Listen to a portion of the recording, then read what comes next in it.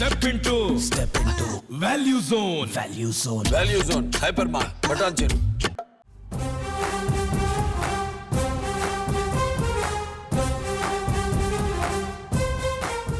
హస్తం పార్టీతో చేతులు కలిపేందుకు సిద్ధమైన వైఎస్ఆర్టీపీ అధినేత్రి వైఎస్ షర్మిల రేపు అన్న ఏపీ సీఎం జగన్ తో భేటీ అయ్యే అవకాశం కనిపిస్తోంది.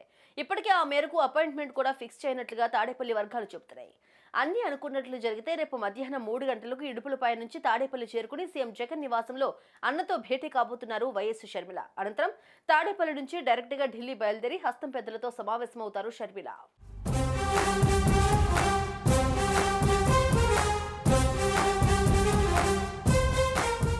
మాజీ సీఎం దివంగత వైఎస్ రాజశేఖర రెడ్డి కుమార్తె షర్మిల మంగళవారం నాడు కడప జిల్లాలోని ఇడుపులపైకొచ్చారు.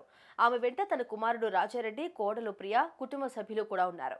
మంగళవారం మధ్యాహ్నం షర్మిల తన కొడుకు, కోడలతో హైదరాబాద్ నుంచి ప్రత్యేక విమానంలో ఇడుపులపైకు చేరుకున్నారు. షర్మిల కొడుకు వైఎస్ రాజారెడ్డి పెళ్లి కుదరడంతో తన తండ్రి వైఎస్ఆర్ ఆశీర్వాదం తీసుకోవడానికి వచ్చారు.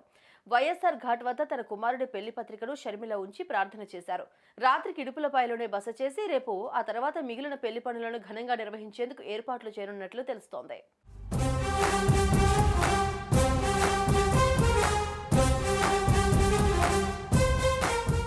కాంగ్రెస్ లో చేరిన తర్వాత పీసీసీ చీఫ్ పదవితో పాటు మరికొన్ని కీలక హామీలు తీసుకున్న వైఎస్ షర్మిల రేపు ఢిల్లీ బయలుదేరి వెళ్లేందుకు సిద్ధమవుతున్నారు. జనవరి 4న అంటే ఎల్లుండి ఉదయం 11 గంటలకు ఢిల్లీలో ఆమె కాంగ్రెస్ అధ్యక్షుడు మల్లికార్జున ఖర్గే, రాహుల్ గాంధీ సమక్షంలో పార్టీ తీర్థం పుచ్చుకోనున్నారు.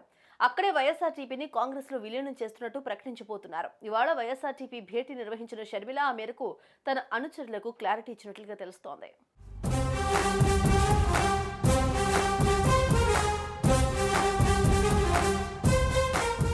ఈ నేపథ్యంలో మళ్లీ విడతగా తాడేపల్లి వెళ్లి అన్న వైఎస్ జగన్ ను కలిసేందుకు షర్మిల సిద్ధమైనట్లు తెలుస్తోంది.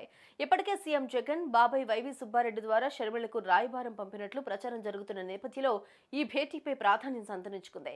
కాంగ్రెస్ పార్టీలో చేరేందుకు ఇప్పటికే సిద్ధమైన చెల్లెలికి సీఎం జగన్ ఏదైనా సూచనలు చేస్తారా, లేక వద్దను వారిస్తారా, లేక కాంగ్రెస్ లో చేరిన తర్వాత వ్యవహరించాల్సిన తీరుపై గైడ్ చేస్తారా అన్నది తెలియరాలేదు.